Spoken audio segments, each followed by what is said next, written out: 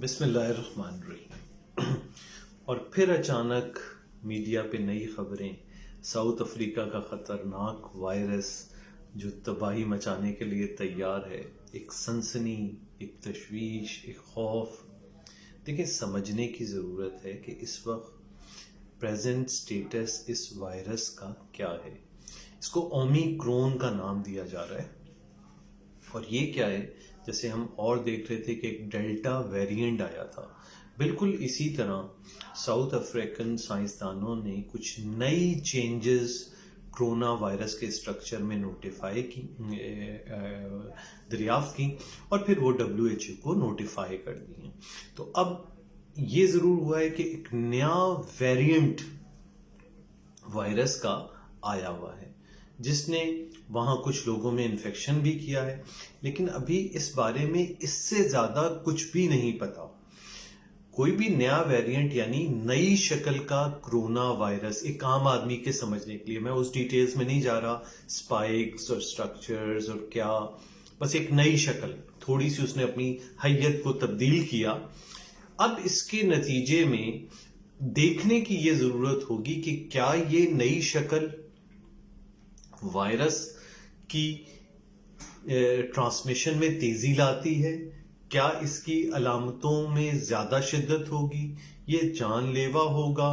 کیا ویکسینیٹڈ افراد اس کا مقابلہ کر پائیں گے، نہیں کر پائیں گے؟ اس بارے میں ابھی کچھ بھی نہیں کلیئر پتا۔ یہ گزرا وقت ہمیں بتائے گا کہ وائرس کی اس نئی شکل اختیار کرنے کے بعد اس کے اثرات کیا ہوں گے۔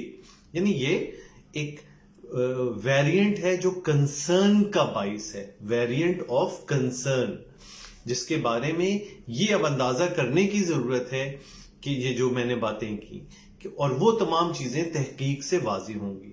اور اس کا پتہ کس طرح چلے گا کہ اب وائرس کے ٹیسٹ صرف PCR نہیں، بلکہ جتنا زیادہ جینومک سیکوینس کیا جائے گا، پاکستان میں بھی اب یہ ہو رہا ہے، لوگ کرتے ہیں جینومک سیکوینس، لیکن ہر پیشنٹ کا نہیں ہوتا، تو یہ کرنے کی ضرورت ہوگی تاکہ اب جتنے بھی وہ لوگ دریافت ہوں جن میں اومیکرون یعنی اس حیت والا وائرس ملے گا، تو پھر آہستہ آہستہ پتہ لگنا شروع ہوگا کہ کیا یہ بہت تیزی سے پھیلنے والا وائرس ہے، کیا اس پہ ویکسین والے لوگ اس کا مقابلہ کر پاتے ہیں یا نہیں کر پاتے، کیا یہ وائرس بہت شدید انفیکشن لاتا ہے۔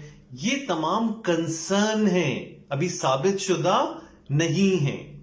تو بس دیکھنا ہوگا، اللہ کرے کہ اس وائرس میں کوئی ایسی خصوصیات نہ ہو اور نہ یہ تیزی سے مختلف جگہوں پہ پھیلے، اور ہم اسی طرح محفوظ رہیں جس طرح اس وقت ہم وائرس سے محفوظ ہیں آفٹر ویکسینیشن۔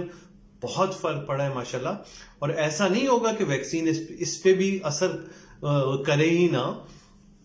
شدت وائرس کی ہمیشہ کم کرتی ہے ویکسین، تو ویکسین کا ہر حال میں فائدہ ہے۔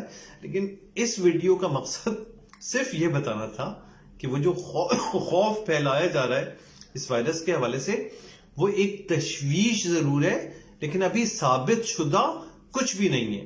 اللہ سے اچھے کی امید رکھیں اور سوچیں کہ اللہ کرے کہ اس وائرس میں وہ تمام بری صلاحیتیں نہ ہوں جو اگین دوبارہ ہمیں اس وبا میں پریشان کن صورتحال کا سامنا کرنا پڑ جائے۔